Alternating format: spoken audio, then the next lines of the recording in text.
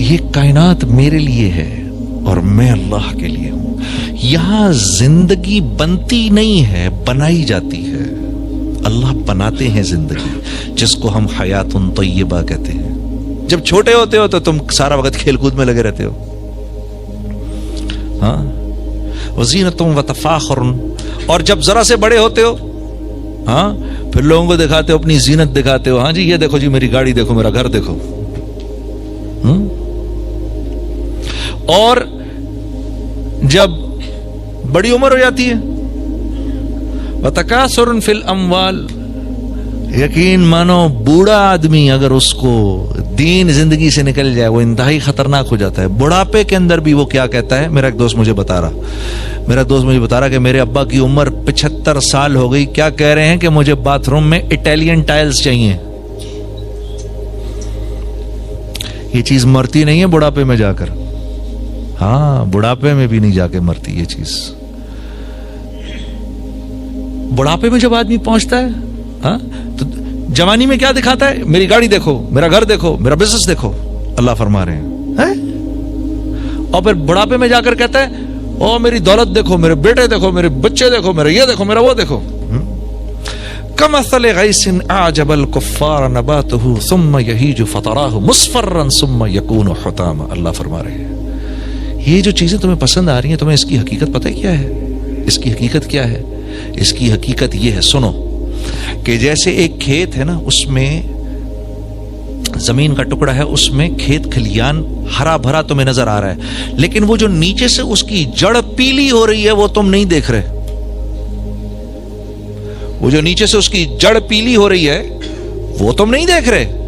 ہاں، ابھی دیکھنا، ابھی جڑ پیلی ہوئی ہے، ابھی پوری کی پوری ٹہنی پیلی ہو جائے گی، کمزور ہو جائے گی، پھر ہوا کے جھونکے چلیں گے جو اس پورے کے پورے کھیت کو اڑا کے ایسے لے جائیں گے. زمین ایسے سپاٹ ہو جائے گی جیسے بیج بونے سے پہلے تھی. یہ حقیقت ہے تیری اس دنیا کی جس پر تو فخر کر رہا ہے. تو اب میں کیا کروں یا اللہ؟ اب میں کیا کروں؟ ساری دنیا تو یہ کہہ رہی ہے، جس کے پاس مال ہے، جس کے پاس دولت ہے، جس کے پاس شہرت ہے، یا اللہ ساری دنیا تو یہ کہہ رہی ہے کہ یہ ایک کامیاب انسان ہے. ساری دنیا مجھے یہ کہہ رہی ہے یہ کامیاب انسان ہے. آپ کہہ رہے ہیں کہ یہ سب بیکار ہے. تو پھر کیا کرنا ہے میں نے؟ پھر کامیاب کون ہے؟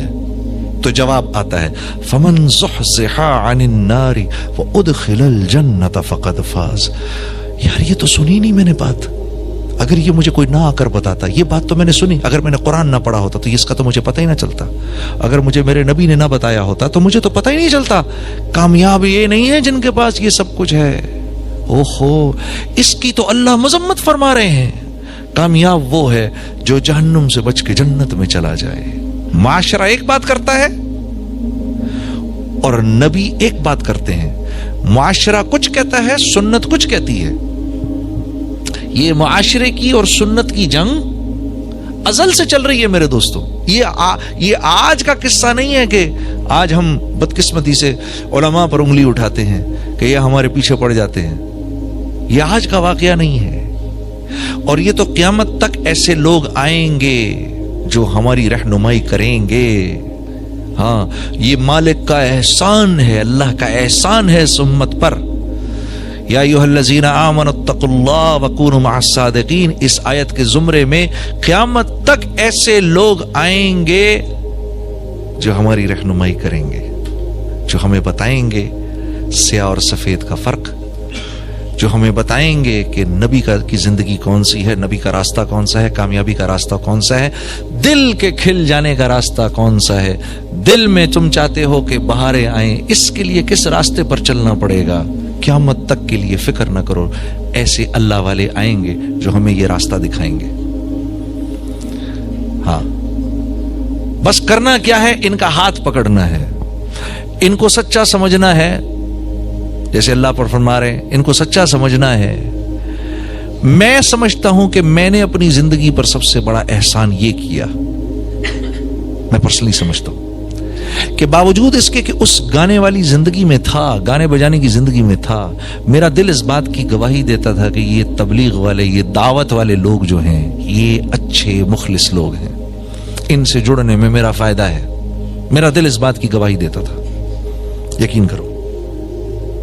ہاں، اور پھر اس کے اثرات بھی دیکھ لیے آنے والے وقتوں میں. مجھے آج تک یاد ہے 16-17 ہزار آدمی کا کراؤڈ سامنے بیٹھا ہوتا تھا، اور گاڑی میں باہر مولوی طارق جمیل صاحب اور ان کے ساتھی بیٹھ کے میرا انتظار کر رہے ہوتے تھے. جب پروگرام ختم ہوتا تھا اوپر جاتا تھا، جا کر اپنا شلوار قمیض پکڑتا تھا، پہنتا تھا، نہاتا تھا، دھوتا تھا، خاموشی سے چھپ چھپا کر آتا تھا، ان حضرات کی گاڑی میں بیٹھتا تھا اور یہ مجھے مسجد لے جاتے تھے. میرا دل اس بات کی گواہی دیتا تھا یہ اچھے لوگ ہیں، ان سے جڑے رہنا جنید، باوجود اس کے کہ ان کی بات کبھی سمجھ میں آئے نہ آئے. اور دعوت کی بات تو اتنی سیدھی سادی ہے کہ اس کو تو مطلب ہے کہ کوئی یہ کہہ نہیں سکتا کہ ہمیں سمجھ میں نہیں آتی. وہ اللہ سے ہوگا، اللہ کریں گے. یہ ہاں سمجھ میں تو آتی ہے، دل نہیں مانتا، یہ ایک دوسری بات ہے. اللہ کریں گے، دل سمجھ تو آتی ہے بات، دل نہیں مانتا کہ اللہ واقعی اللہ سے ہو جائے گا. رائمنڈ پہنچا، پہلا سبق سیکھا، پہلا سبق سنا، اور سنتے ہی میں نے کہا نہیں نہیں نہیں نہیں، یہ میں کس جگہ آ گیا، مجھے نکالو یہاں سے،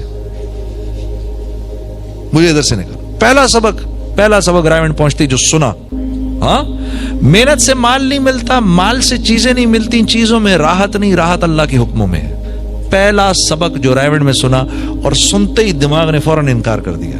یہ کیا باتیں کرتے ہیں یہ لوگ، آسمانی باتیں، آسمانی باتیں. یا میں نے ایک مولانا سے عرض کی ادھر، میں نے کہا مولانا کیا آپ آسمانی باتیں کرتے ہیں؟ کہتے ہیں الحمدللہ ہم واقعی آسمانی باتیں کرتے ہیں. ہماری ساری باتیں یا تو آسمان سے اوپر کی ہیں یا زمین سے نیچے کی ہیں، بیچ کا ہمیں کچھ نہیں پتا. اور واقعی رائمنڈ کے مقیموں کو واقعی بیچ کا کچھ نہیں پتا. عجیب. دماغ نے فوراً انکار کر دیا، نہیں نہیں یہ کیا بات ہے یار، محنت سے مال نہیں ملتا تو پھر مال کہاں سے آتا ہے؟ مال نہیں ہوگا تو چیزیں کہاں سے آئیں گی؟ اور چیزیں نہیں ہوں گی تو سکھ کیسے ملے گا؟ ہاں، او ہو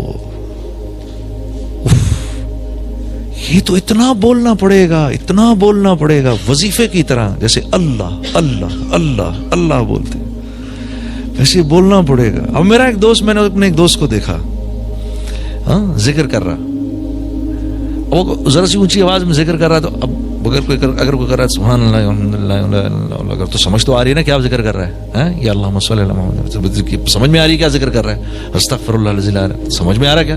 اب وہ ذکر کر رہا، اب اس کا ذکر یہ چل رہا.